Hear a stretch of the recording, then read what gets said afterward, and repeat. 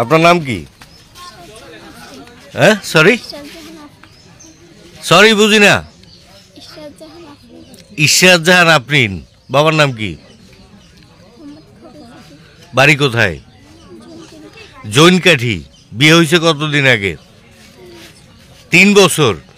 তো 3 বছর পরে হঠাৎ কেন মনে হইলো যে স্বামী সংসার করবেন না? মানে এটা কেন মনে হইলো?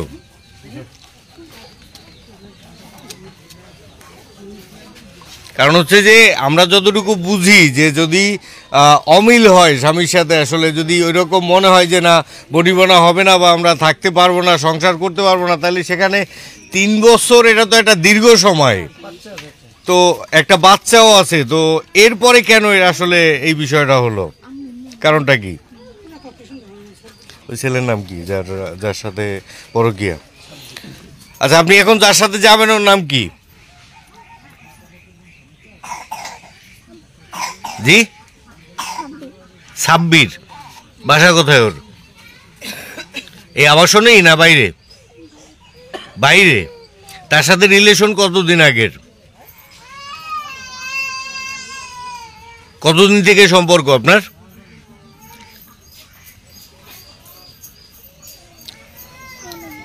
অনেক দিন, রাইট। আপনার বাচ্চার বয়স কত?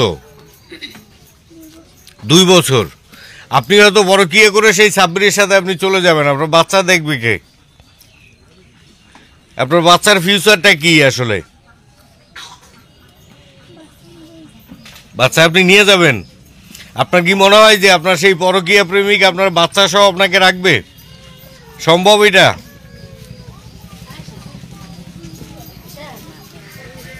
আর আপনি আরেকটা বিষয় যে আমি আপনার ভাইদের দিকে তাকিয়ে আমি যেটা বুঝলাম যে আপনি ফ্যামিলিগতভাবে আমার মনে হয় না যে অতটাও একেবারে নিডি পরিবার। আর তার থেকেও বড় বিষয় আপনার ভাইরা আসলে ধার্মিক আমার কাছে যেটা মনে হয়।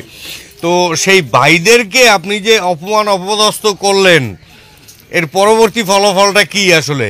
আপনি কি মনে করেন যে এখন আপনার ভাইরা আপনাকে নিয়ে যাবে, নিয়ে আপনাকে সেই বোনের আদরে আপনার বাড়িতে রাখবে? এটা সম্ভব?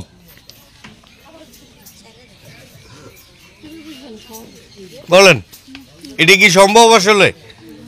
তা সম্ভব না হলে আপনি এই অকারেন্সটা আপনি কেন করলেন? এটাই করা ঠিক হয়েছে?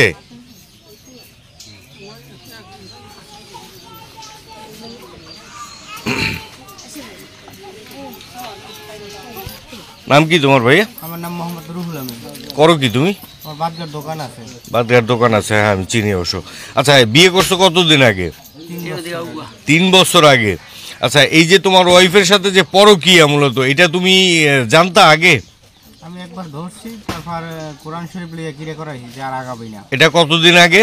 এটা হয়েছে দিয়া প্রায় 4-5 দিন, আরো বেশি, 10 দিন আগে। 10-12 দিন আগে সম্ভব এরকম? হ্যাঁ 10 দিন মোবাইল লয়ে গেছি হাতে করে নিয়ে।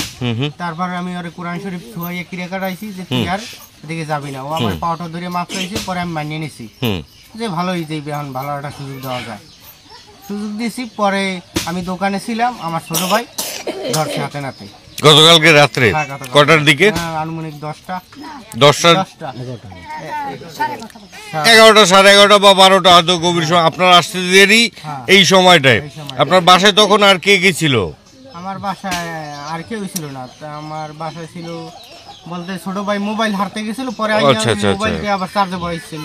তো আসার পরে মানে কি তাদেরকে এক ঘরের ভিতরেই আসলে পাওয়া গেছে? তো এরপরে যে যেটা শুনলাম আমি যে তালাক হয়েছে, আসলে তালাকটা কিভাবে? তালাক সে থাকবে না, আমার রাখারে কোনো ইচ্ছা নাই। এটা কি আনুষ্ঠানিক তালাক ঘোষণা মানে কাগজ কলমেই তালাক হয়ে গেছে? অলরেডি হয়ে গেছে।